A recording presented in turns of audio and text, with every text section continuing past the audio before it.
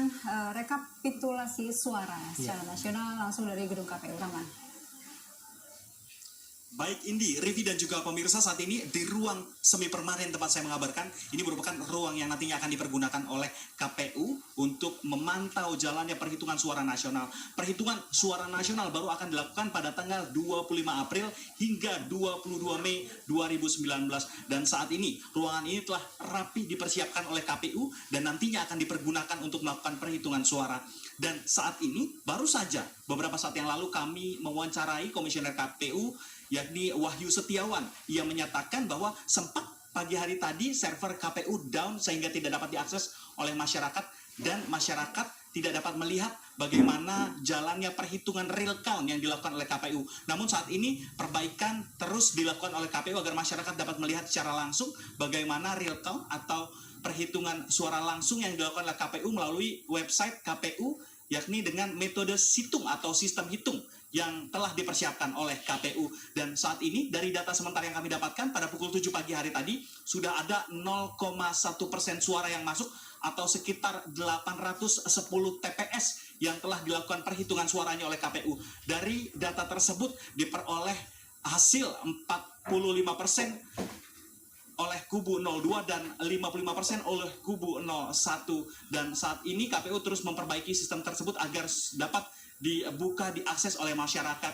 Untuk sementara pemirsa, beberapa wilayah yang masih belum dapat melakukan pencoblosan, KPU menyatakan bahwa pada hari ini, pada tanggal 18 April 2019, sudah mulai dilakukan perhitungan suara ulang di beberapa wilayah. Adapun KPU menjelaskan bahwa ada sekitar 2.249 dari 810.193 TPS atau datanya sebesar 0,28% tempat pemilihan atau pemungutan suara yang belum dapat dilakukan pemungutan suaranya dan akan dilakukan secara bertahap menunggu logistik dan juga kesiapan dari TPS tersebut melakukan perhitungan suara. Adapun rinciannya pemirsa, di Kota Jayapura sebesar 702 TPS, di Kabupaten Jayapura sebesar 1 TPS, di Kabupaten Keerom sebesar 6 TPS, di Kabupaten Intan Jaya sebesar 288 TPS, di Kabupaten Pegu Bintang sebesar 1 TPS, di Kabupaten Yakuhimo sebesar 155 TPS, di Jayawijaya ada 3 TPS, Nias Selatan 113 TPS, Kutai Barat 20 TPS, Bangai 391 TPS, Jambi 24 TPS, Kabupaten Bintan 2 TPS, Kabupaten Banyu Asin 445 TPS, Kabupaten Mahakam Ulu 4 TPS, Kabupaten Kertanegara 8 TPS, serta Brau 11 TPS, sehingga ada 16 wilayah yang TPS-nya belum dapat dipergunakan atau sekitar 0,28%. KPU menargetkan pada tahun ini akan ada sebesar lebih dari 77,5% masyarakat sudah menggunakan hak pilihnya di tahun 2019. Dan dari pemantauan yang kami lakukan, memang selain lokasi tempat akan dilakukannya pemungutan suara ini, ada pula persiapan lain yang dilakukan, yakni terkait dengan pengamanan yang dilakukan di sepanjang jalur di dekat dengan kantor pusat KPU ini.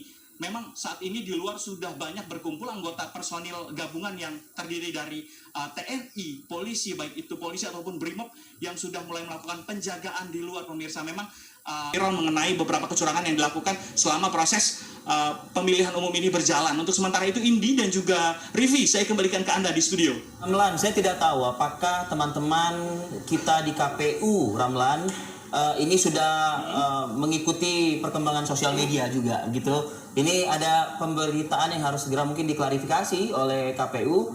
Ada yang menyebutkan atau mengindikasikan web KPU ya yang menampilkan secara transparan perkembangan real count begitu sulit dibuka pada tengah malam hingga tengah malam dan pagi ini kembali bisa dibuka, yang menurut mereka para netizen ini ada perubahan yang langsung signifikan begitu.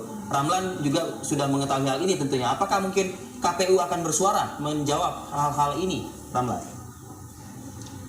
Baik, Rivi, benar sekali bahwa website KPU, website situng KPU memang sempat mengalami down atau penurunan akses yang dapat digunakan oleh masyarakat pada tengah malam tadi. Namun KPU menyatakan bahwa hal tersebut bukan karena hack dari masyarakat yang tidak bertanggung jawab, Rivi, akan tetapi hal tersebut murni karena website KPU setelah pengumuman quick count yang dilakukan oleh beberapa lembaga survei, banyak masyarakat yang ingin mengakses, ingin melihat langsung bagaimana proses real count yang dilakukan secara digital oleh KPU di website situng tersebut, sehingga website situng tidak dapat diakses sejak tengah malam hingga pagi hari tadi, dan baru pada pukul 7 pagi sempat website tersebut sudah dapat diakses kembali, namun website kembali down dan saat ini sudah dapat diakses kembali. KPU menyatakan bahwa akan terjadi perbaikan dalam 2-3 hari ke depan karena memang untuk satu hari ini, yakni pada tanggal 18 April, website akan sulit diakses karena banyaknya masyarakat atau antusiasme masyarakat untuk membuka website ini sungguh besar, dan KPU menyatakan memastikan bahwa website tersebut tidak dihack atau tidak diretas oleh masyarakat manapun. Seperti itu, Rivi.